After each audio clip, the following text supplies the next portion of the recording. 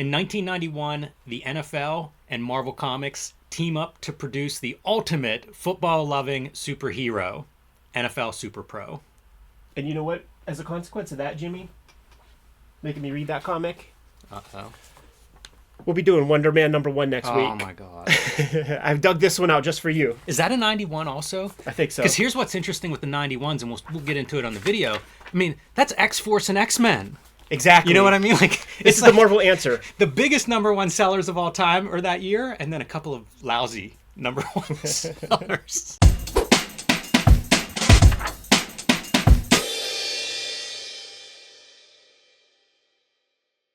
Hello and welcome to your favorite YouTube channel, Cartoonist Kayfabe. My name is Jim Rugg. I'm Ed Piskor. We are going to look at NFL SuperPRO #1 today from 1991. Before we do that, I want to remind everybody we're a daily YouTube channel. We have over 1,700 videos in our back catalog, and you can search all of those on the Cartoonist Kayfabe YouTube homepage. You can search by creator, by title, by character, and I'm sure you'll find some other videos that you'll love there. I also want to let you know that we are partially brought to you by the Cartoonist Kayfabe Patreon. There are 3 different levels that'll get you access to our videos early, and at the King Kayfaber level, you'll get access to all of our videos first because you will sit in on the live recording session. One of the highlights of Cartoonist Kayfabe lately. Yes, sir. So check out that Patreon. The link is below this video and see which level suits you best. All right, Ed, we are in Super Bowl season, and it made me think of NFL SuperPRO. This is so funny to me because I think of 1991, sell 8 million copies of X-Men #1, sell 5 million copies of X-Force #1. There's always a bunch of #1s coming out every year. This is probably not quite the seller of X-Men and X-Force. But they got a license, and this was on the racks right then. I remember seeing this thing on a little spinner rack of Rite Aid drugstore in Baltimore, Maryland, and there were lots of them available. This is the same era there was a Terminator comic with the blue cover. We'll do that one next week. Another maybe not so popular 1991 launch. Rob, Todd, and Jim, they had some stuff, man, and that Kayfabe and Nicieze and rest in peace Jose Dobo, they just didn't capture that. Interesting number of talent on the cover. You see Romita's signature, Ron Frenz, and Joe Sinnott. It makes me wonder, how does a book like this come about? Like, right, who's trying to license who? Is the NFL looking to expand their audience and go to a comic book publisher? Is the comic book publisher brainstorming out weird ideas and feelers for everybody? It just seems like a strange mix of companies here. It's 91 and comics are crypto. So remember when there was the crypto Super Bowl and there were like all those crypto commercials on Super Bowl, and remember the 90s internet bubble when there was pets.com and stuff? This is the flip side. This is the NFL seeing that there is a big boom in comics. The NFL is nothing if not like a licensor, really. Right. You know, like get super giant premiums for your life of video games, shirts, T-shirts, all that kind of stuff. So let's jump into comics. Why the fuck not? And you can see, man, let's give it a push. There's our MVP. There's our Tom Brady. Put Spider-Man in issue #1. Give it everything you can to launch this thing successfully. It is getting a push, that's for sure, man. And the style of this comic, Kayfabe and Nicieze, he tries to walk it back and say that, I just did this to get like tickets to the Super Bowl that year. Like, I guess that was part of the package or something. And that's all well and good, but you could still make a nominally good comic that makes sense. And Jose Dobo's contribution to this, man, we did lose him very, very recently, and it's just a coincidence that we're looking at this in the midst of his passing and stuff. Yeah, I didn't realize that's who drew this until I opened it up. But the job that he provides here is just, it's joyless, and It's the quality of the artwork that you would get in comic inserts with action figures that were like comics that done specifically for that. There's like no reference for anything. It feels this is the end of a certain Marvel House style. This is kind of the end of it, I think, and to be replaced by the Jim Lees and the Rob Liefeld hatching. Yeah, but it's a licensed comic style. It's the artwork of comics that get packaged with toys and stuff like that. no flair whatsoever, and then like no reference with anything. So it's like Ben Mara cars, video cameras that look like just built together with shapes and stuff. This confused me. I was reading this and I'm like, oh, it's this is 2 panels and then 2 more panels. This is all 1 panel. Right. That's the other thing too, because like the compositions aren't even that great or anything. Jose Delbo, a minute on him is goes all the way back to like the Dell and Gold Key era. Yeah. Like that guy drew comics for a long time by the time he got here. Known for Wonder Woman and Transformers, according to the little bit of research that I did on him. So, older guy that's taken this over, and Argentinian. So I have no idea whether he's a football fan or if football means fan. soccer. Yeah. Pele maybe would have been a better superhero model. But you see such a strange design. Like, you're trying to do football players, and again, I go to Rob Liefeld thinking like, oh, you want shoulder pads on this character? Here's a guy who's selling 5 million copies of the book with the biggest shoulder pads in comics. Maybe consult with him about how to bring your shoulder pads onto this character, and then of course a helmet that resembles a football helmet.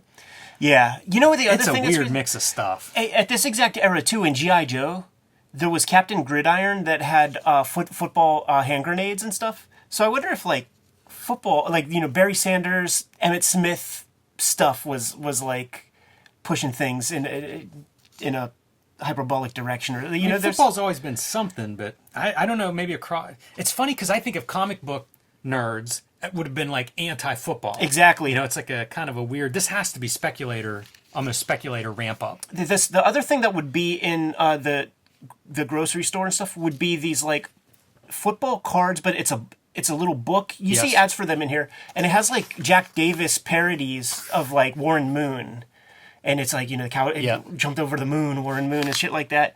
So they were just making money all different kinds of ways. I'm not going to bore anyone with the plot on this. It's probably not quite worth that. Well, I mean, we got it under the microscope, and you're the one that chose it. So, what direction are we going to take it then, Jimmy? Oh, man, that's a good question. You know where this comes from, I bet, is the football card market. That's the same speculator thing as comic books kind of start to take that over. I guess it's a natural that you would connect them, and it makes me wonder if there's a trading card, like liaison, between NFL and Marvel Comics to make this kind of thing happen. They do buy Fleer soon. Well, you asked for the plot, so here we go. His buddy, an offensive lineman, is being investigated for working with a crime family. This guy is the key to stop it from taking the fall. Stops one assassin from killing that dude, and while his back's turned stopping that assassin, the valet turns out to be assassin number 2, and he gets away with killing the witness that could have cleared his friend's name. Right. So off we go. You know what they miss on? This video is brought to you by the comics that we make. Switchblade Shorties now appearing on the Cartoonist, Kayfabe, and Ed Piscor's social media every day. Hip Hop Family Tree, The Omnibus, Red Room, Crypto Killers, Antisocial Network, and Trigger Warnings, and X-Men Grand Design Trade Paperback. Street Angel, Princess of Poverty, Street Angel, Deadliest Girl Alive, True Crime Funnies, BW Zine, 1986 Zine, and Hulk Grand Design. And now back to the video.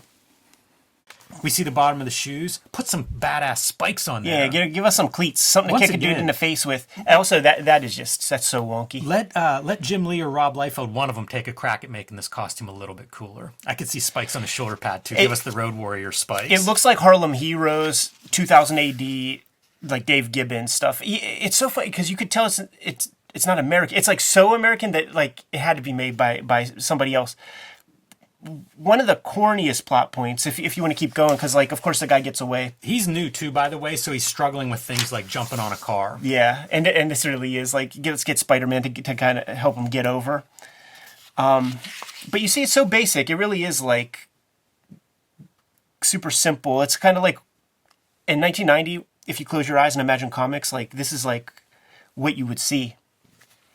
The attention to like the line work on Spider-Man's hand, somebody was really into this. It's so tight. Right. But let me show you the dumbest thing. If you just want to keep going. You got to establish a girlfriend. Which, this is so funny that this is what she wears, this reporter after a long day at the office. Yeah, Lois Lane, by the way. And does that, and not expecting SuperPRO to join her later. I know. It's just her, unwinding on the couch. Steroid theme.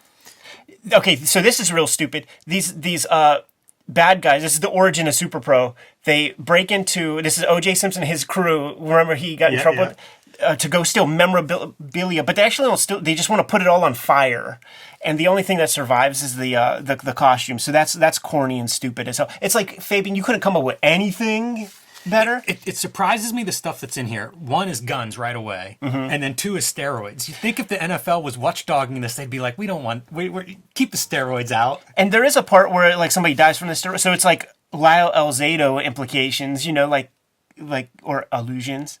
So yeah, there's that. We've got a crime boss. You got to establish your bad guy. He's boring, just cookie cutter Cannon Films bad dude with the ponytail. There's an amazing haircut. Look at this haircut. This is the lineman who is in trouble. Yeah.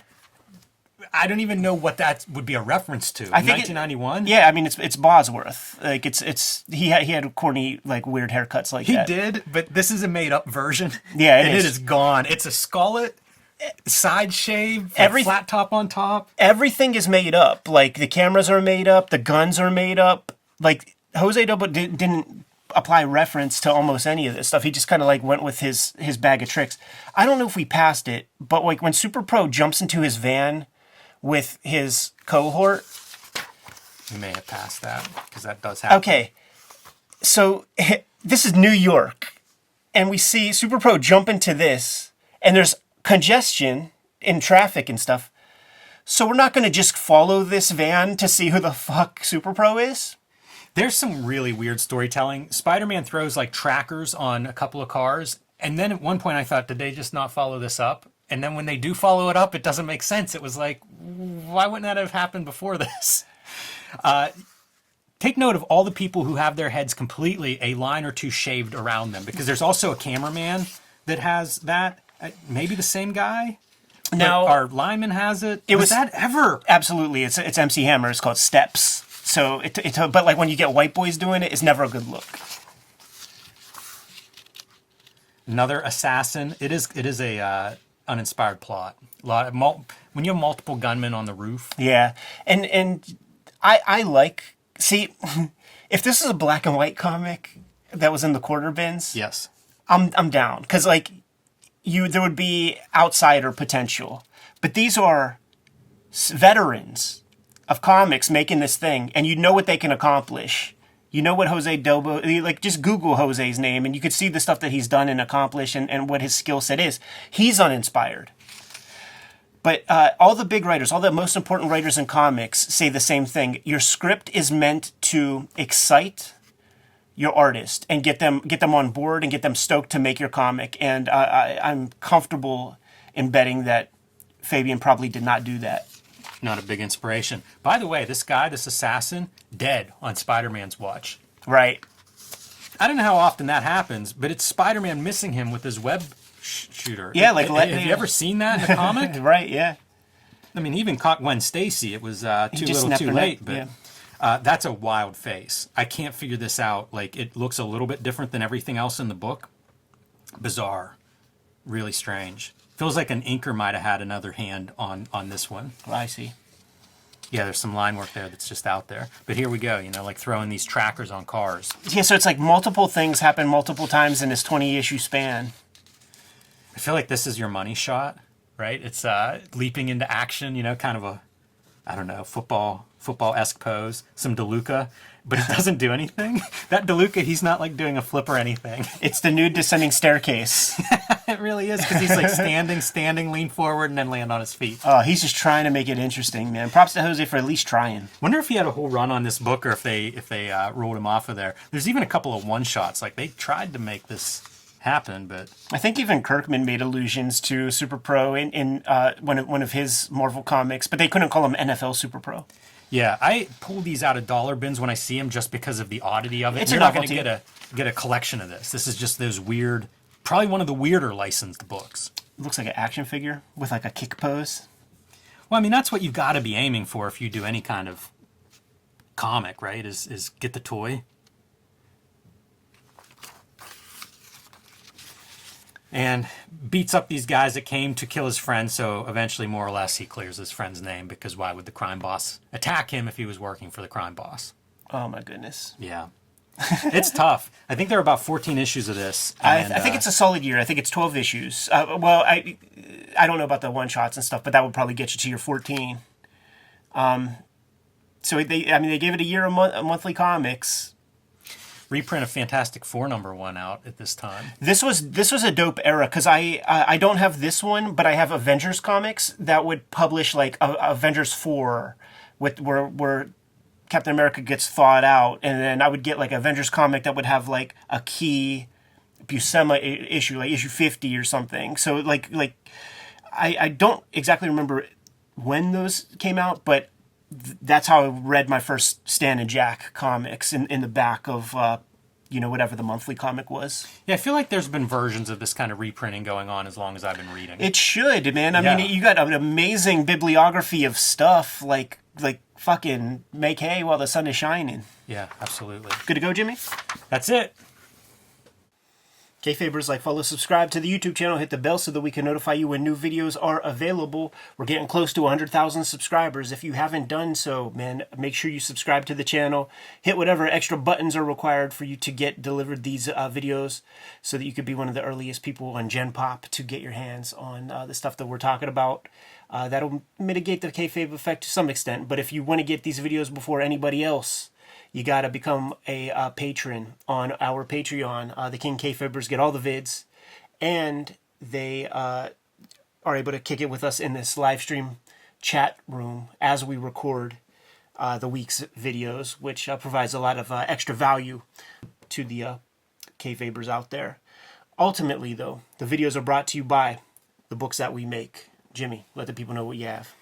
I have the 1986 zine and the BW zine. These have been out of print for a while. I sent a reprint out. They should be back March 6th. They are going to be up for sale on my website. So if you missed them, they are coming back along with True Crime Funnies, my collection of nonfiction short stories. And I've actually finished drawing the second chapter in my George White story. And that is available right now on my Patreon. You can see the original art from that one. If you're not a member, you see it as soon as you join. Street Angel, Deadly Squirrel Live, and Princess of Poverty, both available in imprint from Image Comics. These are both self-contained. Read them in any order, and probably about 20 stories total of the homeless ninja on a skateboard.